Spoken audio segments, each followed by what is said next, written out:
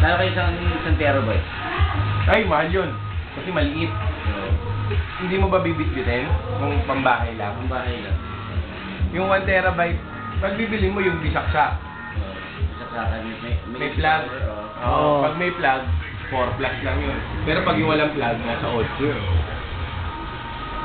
Oh, ano yun? Shattered. Shattered! Paano kung bumili kasi para sa play? Ang mura yung 320 gig.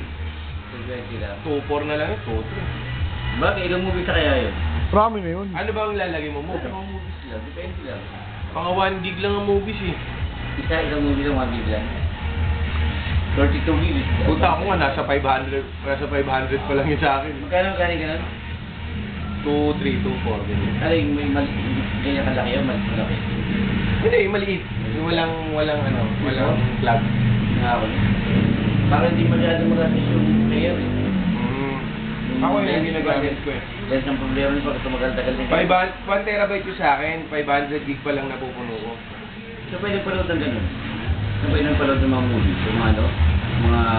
Sa Green Hills meron, may naglalagay. Pwede ka naman sabi ng anong format, di ba? Kasi DSA daw compatible sa ganun. BCI? ABI. ABI yun.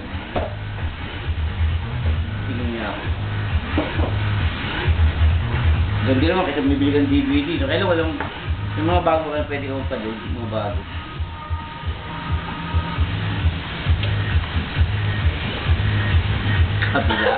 Kabilaan. Bukas sa Facebook yata.